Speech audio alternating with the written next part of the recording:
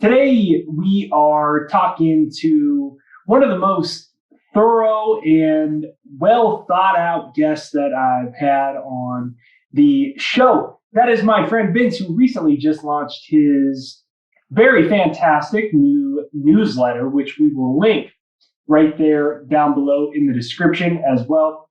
We're going to talk about what's coming next in this global financial system. We're kind of moving out of the first inning of this type of global currency reset. Maybe now we're moving into the later innings, and we're going to talk about what you can expect moving forward. So it's good to see you, my friend. Good to see you, Jake. That's right. We did talk about that last time, and now we're moving down the road on that. You're right about that. I almost forgot. That's our main theme. And what's crazy is just like how much of all of it's like really happened from the call for central bank digital currencies, let alone just how crazy inflation and just the general price of living's getting. And this place where, can they stop it? What's your take on how high we're seeing inflation going, and where do you think we go from here now that the average American or average middle-class person around the world is seeing it firsthand in their daily lives? Okay.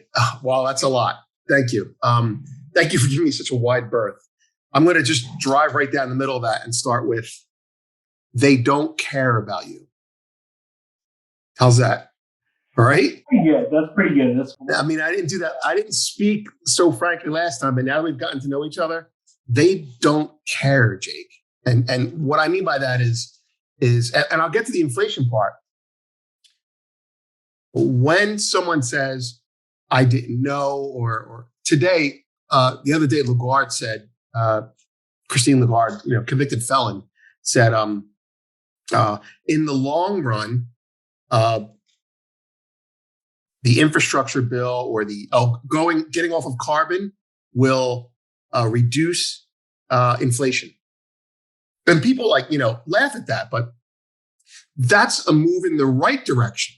See, 2 months ago, President Biden was saying it's good for inflation. Now they're saying, well, in the long run, it'll be good for inflation. It's kind of like when they did the whole transitory thing. The inflation will be transitory. The inflation isn't transitory. Okay, well, in the long run, sorry to use a cliche, but we're all dead in the long run. It doesn't matter. We're talking about generations here. They did not care. This is actually a very personal thing for me because I grew up in the 70s. Well, I grew up in the 80s, but I felt it in the 70s. And it decimated my family business, my father's business, my uncle's business, and my whole neighborhood in the city. So to answer your question after that opening, I don't know what the real number is. I do know that they're lying. And I know that the cure for this, if they do it right, ends in a deflationary spiral. Now, we're not going to do that today, but they want higher inflation. They just don't want it to happen overnight. Period. That's it. They need to debase the dollar. They need to cheapen their debt in the world, but they don't want it to happen overnight. And what we were talking about before the open, you and I were talking off air, is now this Russian, Chinese, Ukraine thing kind of threatens the dollar. So if it happens overnight, they don't want that. They don't mind if the stock market drops 1,000 points, just not in one day. They want us to be frogs being boiled. Sorry, just true. It's the way it is. Well, I like that you said that. And a lot of times people try to beat around the bush. I say it flat and clear. They are either sociopaths or psychopaths. Raising rates is not about quelling inflation. It is about giving the appearance that they care, so that they, as you said, can continue this trajectory of inflating. And I wonder how much further can it go when you have the German producer price index at like high levels since 1949, and then Congress give themselves this raise to 20%, which makes that must be the real rate of inflation. Right. And then you've got all these morons saying we're going to do all these EV mandates and all this stuff. But when you look at the math on it, we don't have the commodities, the metals, or the minerals to do it. And Right. if they print more trillions of dollars to jumpstart a little bit of it, inflation is going to be significantly worse than it already is. So Yeah. I look at it and I go, one, to me, as you stated, to me, in my opinion, it's obvious this is intentional. You cannot say that reducing carbon is going to decrease inflation when by default, their policy to reduce carbon is inflationary in nature because it involves printing trillions and trillions and trillions of dollars. And so, Right. where does it go? Like, that's what I'm trying to figure out. Where does it go? Meaning where the inflation could go, or what's their next move if things get out? Where does the inflation go? But then what's the next move? I mean, okay, that's what I think about daily, right? So I know the end game, and I know where we are, and how we get from A to B is the question. And there's multiple paths, and I think the path that they want, they meaning powerful people that want to remain in power. I think the path that they want is let's just say that I'm an American oligarch. All right, this is the path I want. I'm an American oligarch with political power, and I see. I'll just game this out. I see that the demographics are against us in the West, not especially in the U.S., but in the U.S. as well. Demographics against us, demographics for China. Now, I know people will bring up the whole Chinese population is dropping too. We're not going to talk about that now. That's wrong, but we can talk about it now, but let someone ask about it. Okay, so I'm in power and I want to save my country. I'm a patriot, okay? I'm a patriot. I want to save my country. I want my businesses to continue to do well, and I want my political leaders to be in power because I own them. Well, what's happening is there's beyond macro, there's secular changes that are affecting us on a day-to-day basis.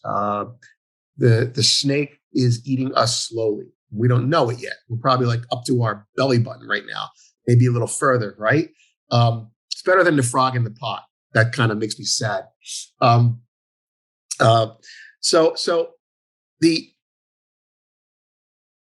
one confronted with the fact that China mathematically, put it this way, China doesn't even have to do well. We're just doing worse. We're doing worse. Mathematically, I can live in denial of that, Jake. I can be in denial because I have my, 3, Land Rovers, and I have my 4 houses, and I don't care. It's metaphorically. I don't have those things.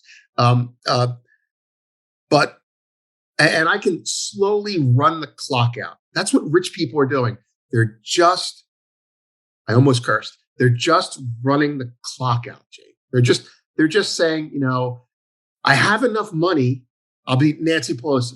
I have enough money to take care of my grandchildren. I don't care about your grandchildren. So when people like you and I say, what will our grandchildren deal with? They're like, well, I don't care. My grandchildren will be fine. They'll be in a bubble if they have to be.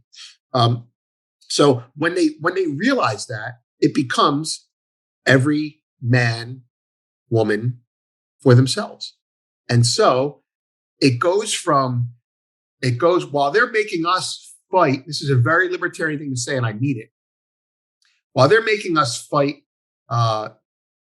ethnically, black and white, nationalistically, Chinese and American, sexual preference, whatever you want to talk about, they're looking at the world this way. We're going up and down, right? We're going or left and right, black and white.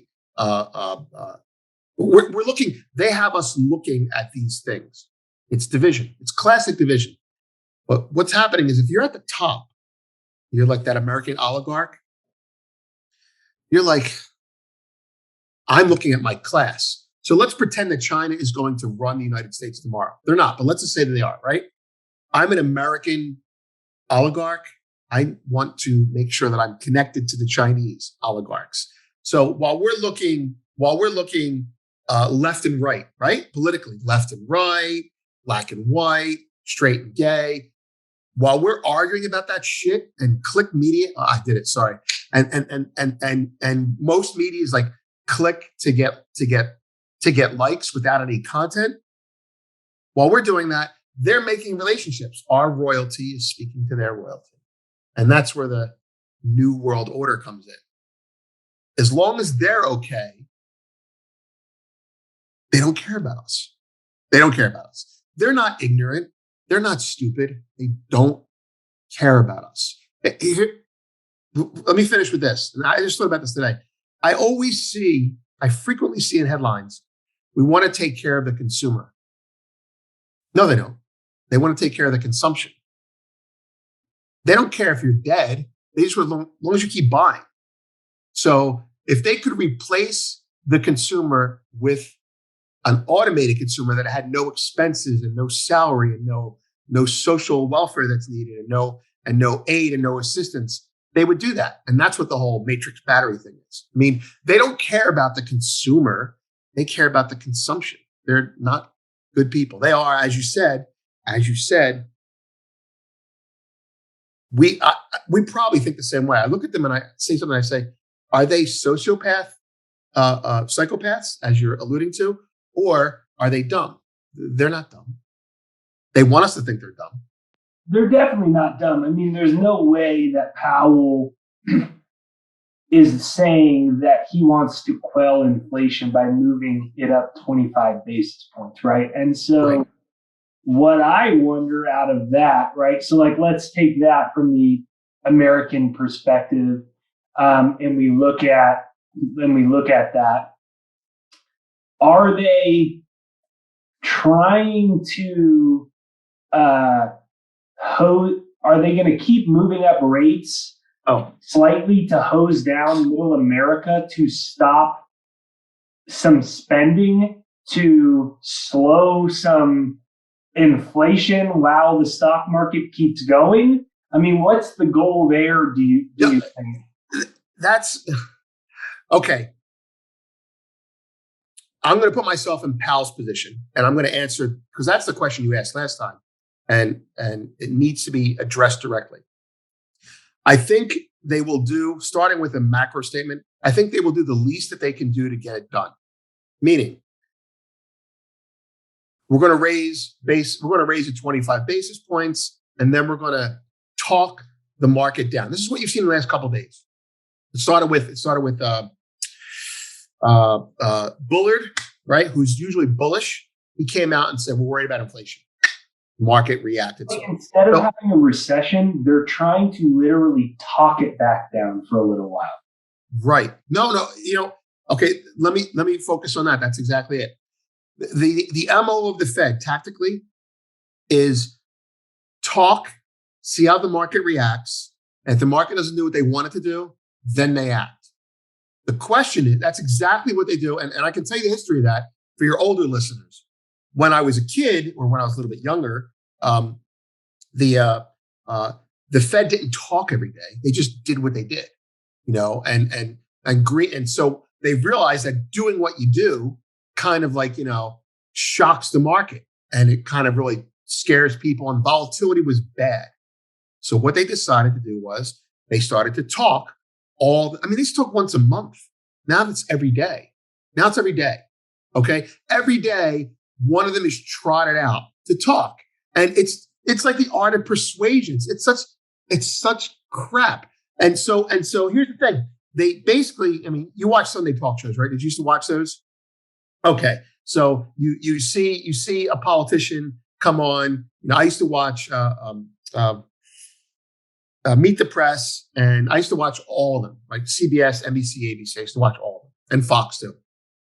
But the better finance ones were CBS and NBC, right? Okay. So the politician would come on and he would say, we need to stop smoking. I'm like, okay, fine. And then the politician's on the next TV show saying, stopping. We need to stop. Smokers need to stop smoking. And I'm like, oh, that's different, but it's the same. And then, by the end of the day, you've heard it 5 times. And because of social media, and this is a good thing, we get to see them in more proximity. We get to see the talking points over and over. So coming back to the Fed guys, the Fed guy comes out on Monday and he says, we have too much inflation and stocks go up. The next day, the guy says, God, we have too much inflation. Damn it. Didn't you hear me? And so they will keep talking it until it doesn't affect the market. So after 3 or 4 of those, Powell comes out, and that's what he did. The market, the S&P was like, I'll give you some numbers. The S&P was trading 4,200. And Powell comes out yesterday, right? And he says, and he starts talking like Paul Volcker. I am going to kill inflation. I will raise rates to infinity. He didn't do anything after that. I mean, he may do it a month from now, but he's warning us, right? Okay, so what's the market do? It craters on that. And it's kind of like there's a dance. The Fed guy says, I'm going to raise rates to hurt the market. And the market says, I don't believe you. Stock market, I mean. And the stock market rallies. Then he comes out and he says, I really mean it next day. And then the stock market says, no, you don't. And it goes up again. And meanwhile, gold goes up, bonds go down. And this is a new thing. Bonds are going down now, even with a war going on. And he says, I really, really mean it this time. And what did bonds do yesterday? They cratered. Basically, the bond market until today was saying, we don't believe what you're saying. Very similar to the late 70s, 78 to 82. Very similar. So to answer your question, they will keep talking until they have incontrovertible evidence that it's not true. So let's assume you and I that Powell knew it wasn't transitory as early as July 21. Let's assume that. Let's assume that he couldn't just change his mind. He didn't admit it until January. When did he admit it? He admitted it after he was renominated for a second term. It's like part of the deal. That's funny. It's like I can tell you there was a meeting between Biden and Powell. There was, and Biden and Powell, and I don't know what happened at that meeting, but it probably went like this. Biden's like, I'm going to put you up for a second term. I'm going to put you up for a second term, but you've got to own the inflation. Now let's pretend Powell's dumb. Why do I got to own the inflation? Well, because if you don't get under control, I'm canning your ass, right? Okay, so Powell comes out in the next FOMC committee for the Senate, and he admits, he goes, well, inflation wasn't transitory. We went by the textbook. It's not me. It's the textbook. The textbook was wrong, Jake. I'm sorry, but I was just doing what you told me to do, to follow the textbook. So they follow the textbook, and he admits it. And I'm looking at it going, Biden, he's a politician, right? Biden's going to be like, if it doesn't work, I'm going to can Powell and replace him. That's what happened with whoever the guy was before Volcker. So the person gets canned. So to answer your question directly, if the S&P goes under 4,000, not because it's a round number, just because it's an actual number that matters. If the S&P trades 3,800, the Fed will change direction. They will continue to talk inflation. Worried about inflation now, but they will act to stop the stock market going down. So there'll be a what they do versus what they say thing, like a bad parent. As long as, now on the other hand, if inflation keeps rising, what you're going to see next, and I'll just make a hard number out of it. People were talking about a 50 basis point hike, a half a percentage point, and they only did 25. I think that there's a chance, an increasing chance, that they will raise rates 50 basis points at the May and June meetings, which means, and you're going to love this part, if they raise rates fast and hard, the stock market will crater. And what will happen after the stock market craters? QE. So they're going to raise rates now, and a year from now, in fact, the bond market is already discounting them lowering rates in 2023 and a half. Yeah. So it's an endless cycle. It's their what's the word? They've got a speed addict, a drug addict, a heroin addict, whatever you want to call it, a heroin addict, and they're placating him with with Benadryl. It's just, and it'll keep going until they've all retired, and then you and I will be holding the bag. I can't believe I'm talking like this. I don't usually talk like this. I was talking to this guy today, I think, and he was saying that he thought that inflation was going to slow from this, and I said that I don't agree, but I said I think it gives them runway to now maybe move rates back negative when they need to. Oh yeah, oh yeah, it's absolutely. Absolutely. If you, I have a chart I'll give you if you want to put it up. In the inflation of the 70s, it peaked in 75 at 12.5%. And then it magically went down in 76, which was the bicentennial. America was like, bicentennial, everyone's happy. And then after 76, boom, 14.5%, wherever it went to.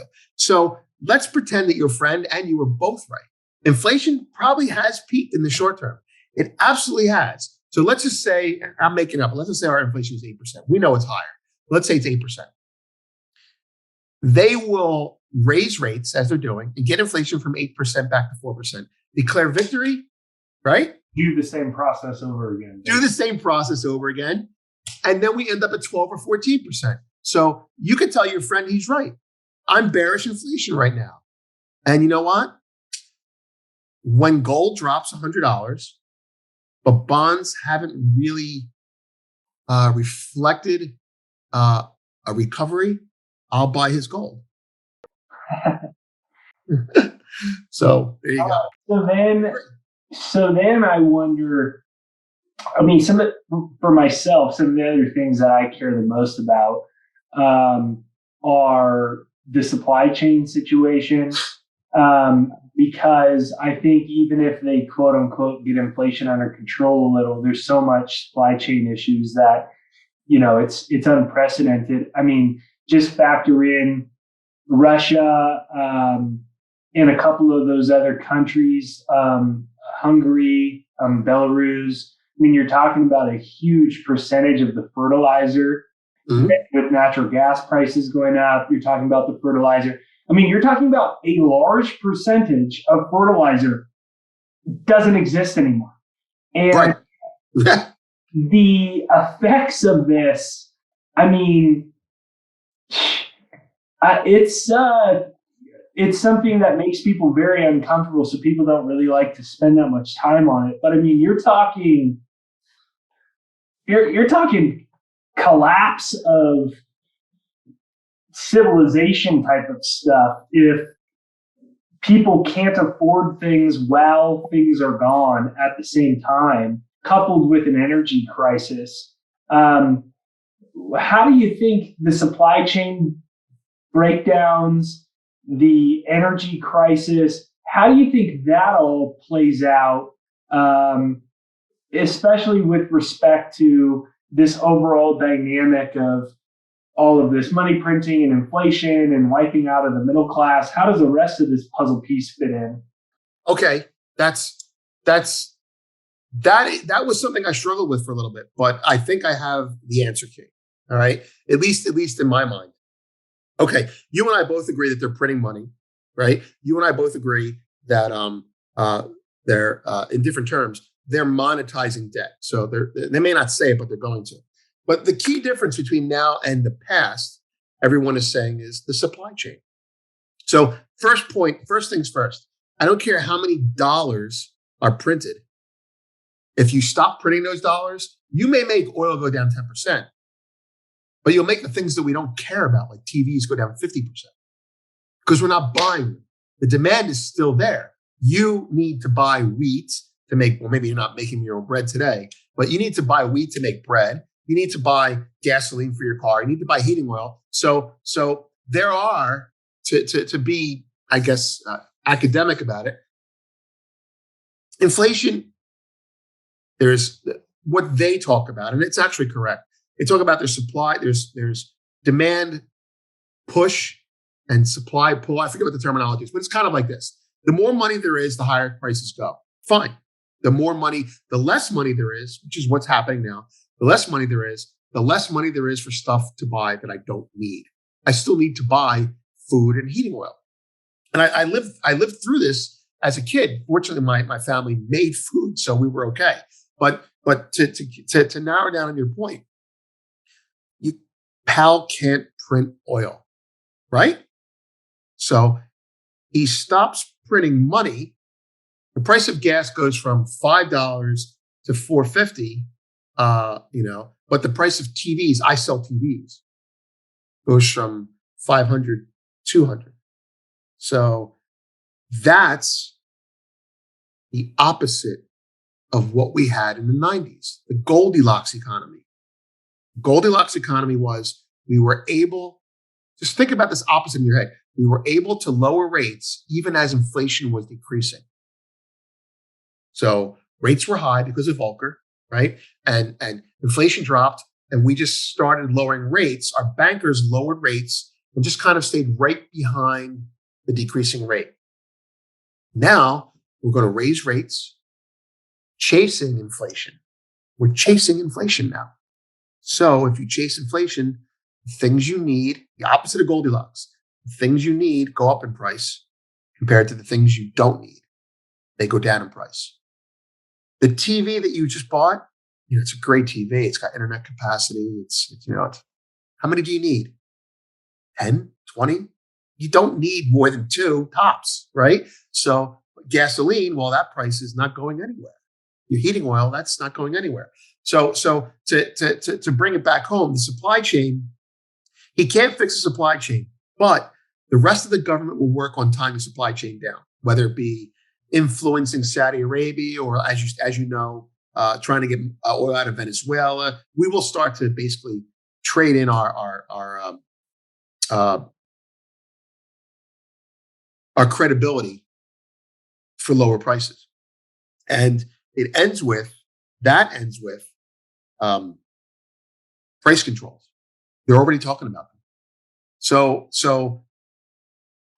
the end game is if they don't catch up to this inflation quickly, which means I want a nasty, I'm a Fed banker, pretending I have no political, or job security issues. I want them to overraise rates now, overdo it now, overkill it.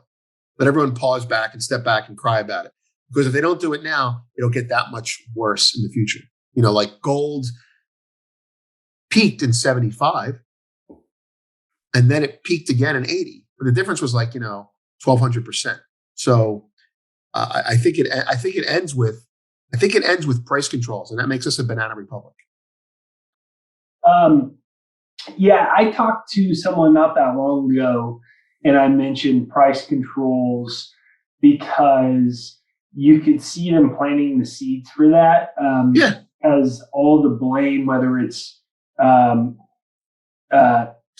Psaki or Elizabeth Warren, they're all saying, well, the reason is because people are greedy. So you could see the preemptive programming of the moral necessity to institute price controls. So I've noticed that narrative myself. You're right. I mean, let's think back to COVID. When we came out of COVID, the expression is you could lay it at COVID's feet. You could lay all your problems at COVID's feet. The scapegoat, you tie your problem to a goat and you let it go in the desert and you say, my problems are gone. Well, that was COVID. And then after COVID, it was supply chain.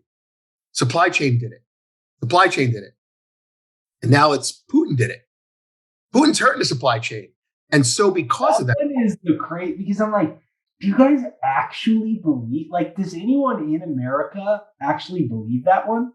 That's what I wonder. I mean, obviously you see them espousing that, but come on, this has been going on for a while.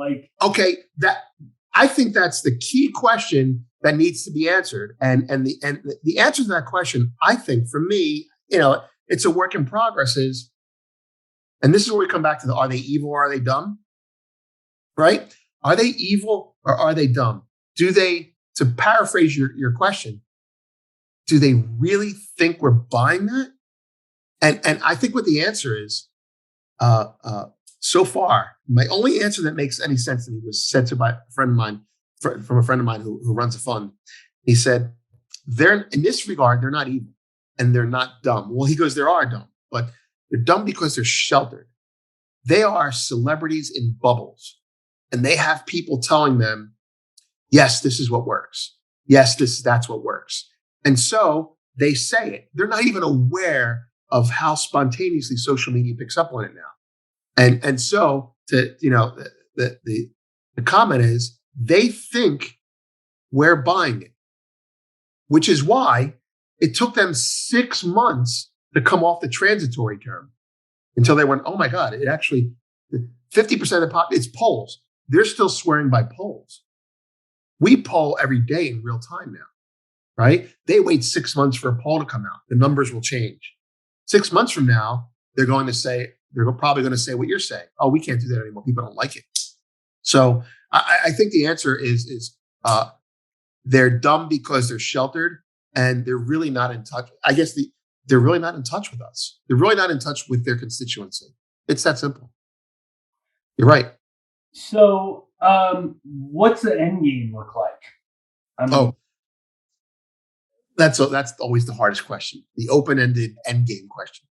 Before I answer that, you were talking about, you mentioned, you alluded to, countries that were not producing fertilizer. Well, they are producing it; they're just not exporting it. At least I don't know about.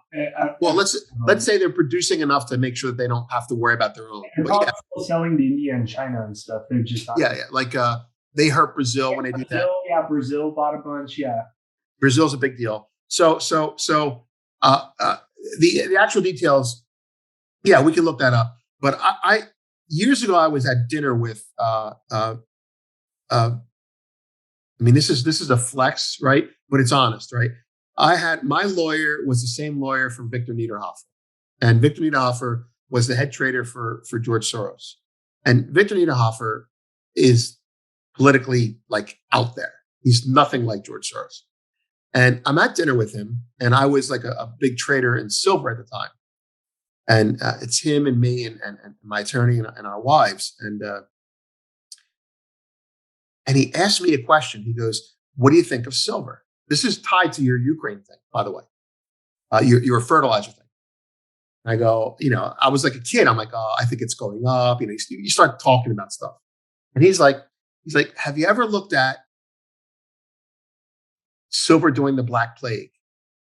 And I'm like, what? What are you talking about? The guy's out there, right? But he's the kind of guy, I read his book, and his book was like, I don't read any paper but the National Enquirer. I don't want to be weighed down with nonsense. I want to read stuff that's just fun. I already have my opinions. Well, it turns out he's right, because I went back and I looked at it.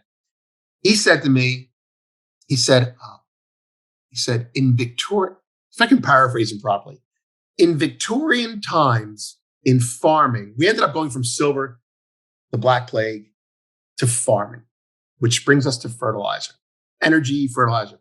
He said, in Victorian times, they did the stats on it, and a 5% decrease in supply, 5% shortcoming in your crops, translates into a 20% increase in price.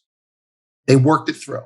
They had that down. So if 5% of your crop, that's it. It's not exactly the way it is now, but we're not being told that a 5% shortfall in, let's say, fertilizer export or energy output is a 20% increase, roughly, in energy or fertilizer.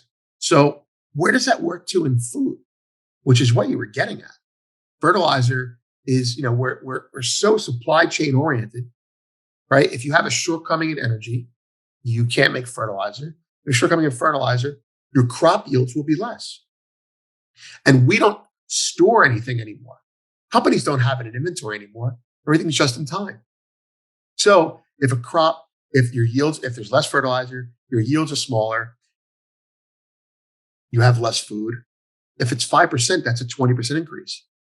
So we're really kind of like cheap right now compared to what's going on in energy. And the difference is, and this is what I'm worried about, the difference is countries in Europe are starting to say, we're going to give you money to make up the shortfall in prices. When we start doing that, it's over. Are you talking about like when the other day, I think it was Bloomberg had an article and it said like gas prices are getting too high. It's time to give people gas checks. Are you talking about that? Are you saying like for the average person, the price is too high of energy, therefore the government gives them money to compensate the difference? Or what did you mean when you said that?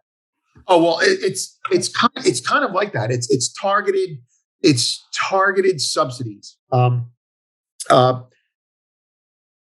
Look, Victorian times. Yeah, for individuals that cannot afford due to energy increase. Yeah. You're another form. Okay, I just want to make sure that I understood you on that. I mean, and it's really what it comes down to is it's a political thing. It's in Victorian times. After I read all this stuff, it's like you have a 5% crop failure, you're going to have a revolution because people are dying. And it's going to be worse than that. I mean, I'm doing a lot of research specifically on the food and energy crisis. It is way worse than people understand. Oh yeah. And they're going to blame it all on climate change is what they're going to blame the whole thing on. And I wonder just what happened. I mean, because then, like you said, they're going to print a bunch of money to combat it. Right. That's why I'm just like, what the hell's going to happen, basically? Oh, and we're being lied to as well. And what I mean by that is there's a facility that the Federal Reserve has called about printing money. The Federal Reserve has called RRP, and RRP is short for reverse repo. And all it really is, without getting too like wonky about it, is when banks have too much money that they don't need, you need to have so much money on deposit to match people's money. They give it back to the Fed overnight. It's called when you need to borrow money from the Fed, it's called a repo. When you don't need the money, but you might need it tomorrow, it's a reverse repo.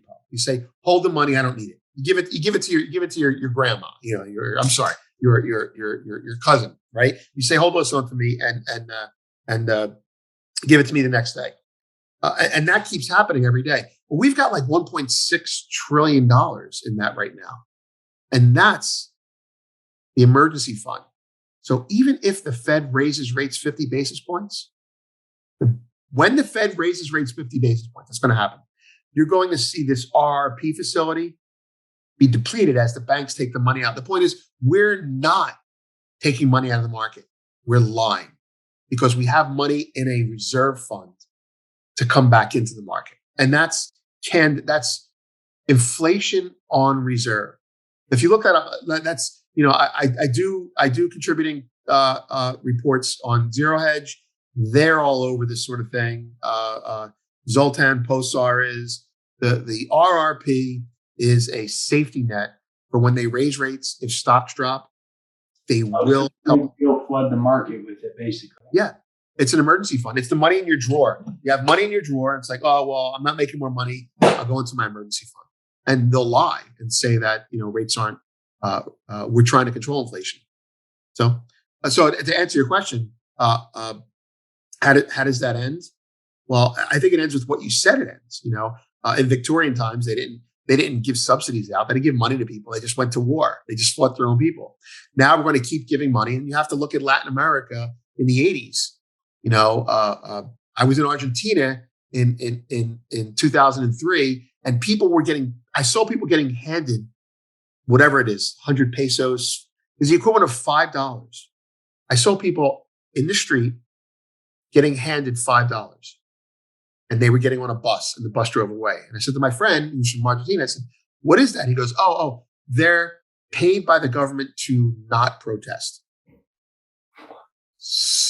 All right. So it was basically, it was like near this big obelisk, very important area in Buenos Aires. And I'm like, why are these people getting paid money to get on a bus and leave? I go, where are they going? He goes, they're getting paid money because they were going to protest, and the government doesn't want any protest today. They were paying them to go away. So that's blackmail, right? Okay. But is that not what you're doing when you're giving people subsidy money? I'm not saying it's not needed. I'm not saying it's not necessary. I'm saying they put us in this position to have to give us $5 so that we don't protest. It's the same idea. They need to subsidize poor people so they don't riot in the streets. I mean, in the riots during COVID, they would have been worse if there weren't. It would have been out of control. Yeah, I mean, they've already started doing that.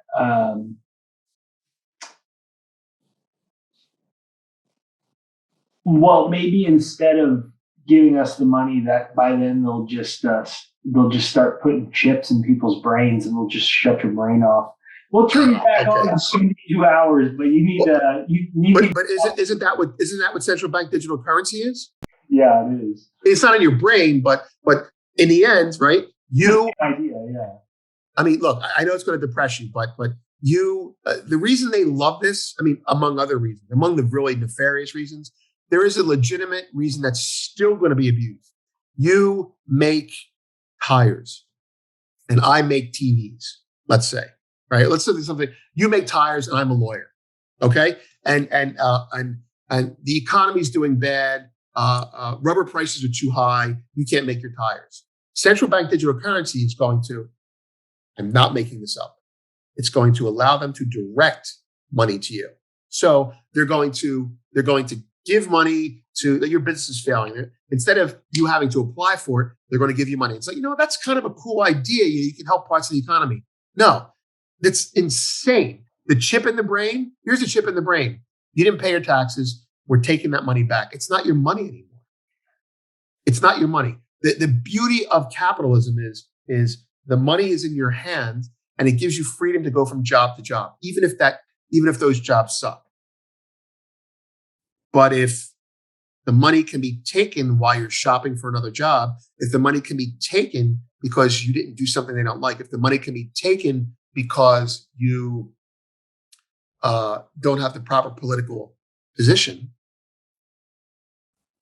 then it's not your money.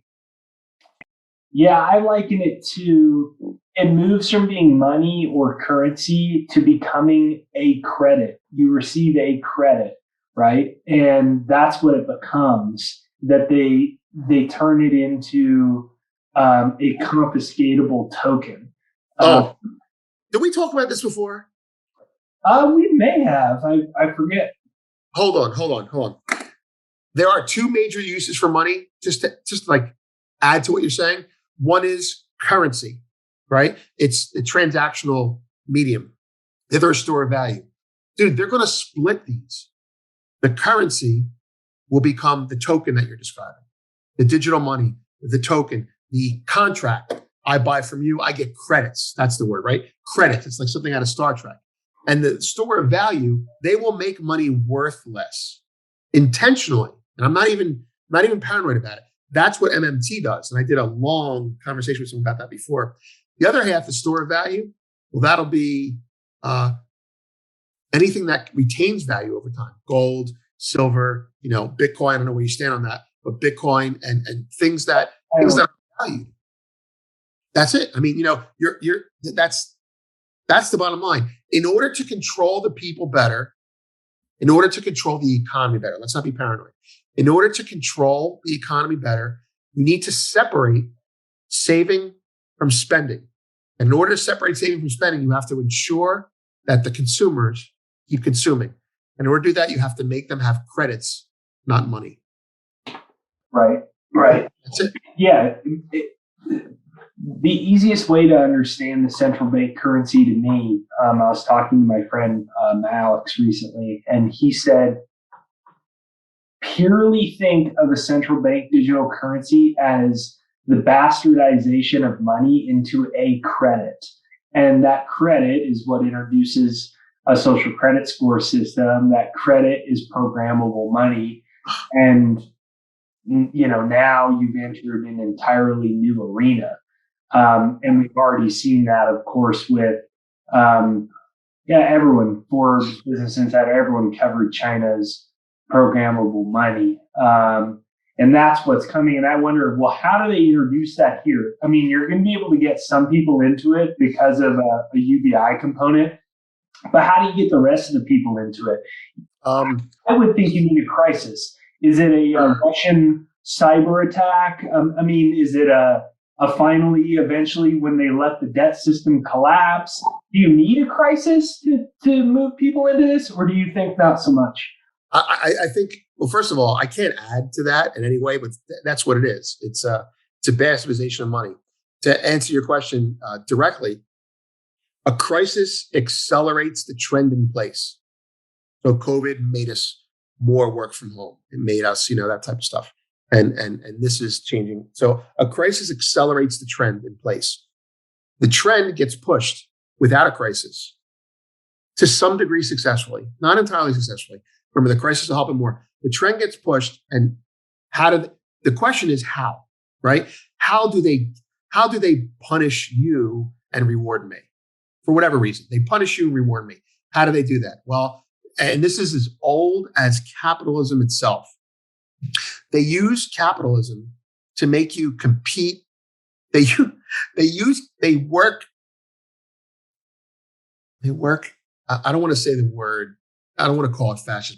They work political division within capitalism. So you drive an electric car. I drive a truck. I'm sorry? Drive a truck. Okay, fine. So you drive a gas-powered diesel car with a bad catalytic converter, and you don't give a shit, okay? And I drive like a Tesla Prius combo, something that's really, San Francisco, okay? All right. Well, guess what? The concept of social credit starts with, your social credit fear starts with by making us compete against each other economically. Because you drive a gas guzzling evil car, you get charged 10 cents a mile, and it comes out of your central bank digital currency. I don't. So we're not talking about, it's not ideological. Oh, you're a Republican, I'm a Democrat, let's say, right? All right. So whatever, you're right, I'm left, let's just say. They're not going to say that. They're going to say, well, what things do we like? Let's subsidize those. What things do they like? Let's tax those. And that's how social credit starts, because it starts with economics. It starts with, I don't like, for example, there's a hospital that doesn't treat people with a disease because they think that disease, the hospital doesn't treat, let's take the other extreme. The hospital will not admit patients for drug overdoses because it judges them. But they make an economic reason for it, where we don't have the facilities. We don't have the medicine. And so what ends up happening is you become poorer because you're driving a gas truck, and I become less poor. And here's the thing. The funny thing is the money that you're paying them, it's going to develop windmills that don't work. So it becomes to your disaster, to your Orwellian disaster. It starts with economic competition. That's how it starts. And in China, it'll go to what we approve and what we don't approve. And so in the end, it'll be divided along political lines. And it will be social credits. It will be social score. It will be a Black Mirror episode, sadly. Yeah, I mean, they've already rolled out the pilot program on the mileage tax. That was in Biden's infrastructure bill. Right. And they haven't stopped thinking about how to do it. They just haven't. They just ruled out that way. They want to make money. They want to steal from one type of person and give it to another. They can't do it that way. I want a cookie. You want a cookie. We get caught going for a cookie in a cookie jar. We're going to come up with another way to do it. Now, you and I are brothers, and you want the last cookie, so you tell me to go do something for you. And I'm like, I'm onto your game. You still want the cookie. You should figure out another way to do it. They're going to figure out another way to do it. And, maybe it's not by the mile, right? But they are going to figure out a way. Maybe it's the car itself. Your car is $10,000. My car is $10,000 minus $2,000. That's a subsidy. And eventually it becomes it becomes, well, it's really complicated. Let's just pass the money right to the consumer. We don't want it to go through the company anymore. So I'm going to get central bank digital currency of $2,000. I pay 10 grand for my Tesla. You pay 10 grand for your truck, and I get a $2,000 rebate directly from the government. It sounds to me like I should be right. That's how you take the subsidy model and you make it political, and that's it. We're done. We're over that. So what's the website for your newsletter? I know you. It's called the Gold Fix, right? And it's a Substack. It's a Substack newsletter. So that's a pretty good setup. It's vblgoldfix.com, and we've what started as a broadcast in the morning. I was just doing basically market recaps in the morning, which, by the way, would be fun to do with you, because if we could do that. I love it. I had a fun conversation with you. I enjoyed talking to you a lot. 10-minute pieces would be a lot of fun. I think we could do that. It started with a broadcast, and what ended up happening is I started putting them on posts, and we picked up a bunch of subscribers, and there's a free and a paid subscription, and it's doing quite well. Our posts are picked up probably every other day on Zero Hedge, and that's awesome, man. Yeah, it is. The other thing is, and this is a personal pride thing. You work with the Russians. What? No, not yet. Because you know how they do that thing where they attack Zero Hedge like 2 weeks ago? Remember that? Like 2 weeks ago when they attacked? Oh, yeah. I can't believe they got that kind of press. That's just crazy. You know? And that's the point. Like, the Russians did it. The Russians do everything, apparently. That's true. I haven't had any problems like that. But by the way, isn't Twitter economic censorship? If Twitter blocks you out for something, right? For when they got banned for that, for them talking about the New York Post thing, that's economically they disadvantaged Zero Hedge because of politics. Yeah, I mean, if Zero Hedge is powerful enough, I mean, shit, might as well get as many super damages lawsuits as you can get against all these people. Who knows? Maybe one of them will work out. That's right. Yeah. So the newsletter is doing great. We put out a weekend post that's about 4,000 words long, and it's kind of like Barron's used to be years ago.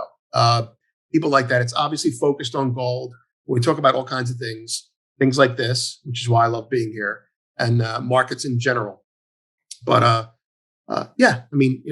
Awesome. Congrats. I know that's new since we talked last. So for everyone listening, be sure to check that out. We will link that in the description right there down below.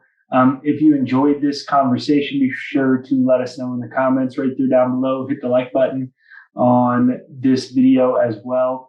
I enjoyed our conversation today, Vince. It was nice talking to you. Yeah, and nice hearing your points of view. I think it was great being here, and it's good to have the back and forth. Yeah, absolutely. So let's do it again and dive into this a little bit more. Sure. See you soon. All right. Thanks, everyone, for listening today. Be sure to check out Vince's newsletter right there down below, and we will see you next time.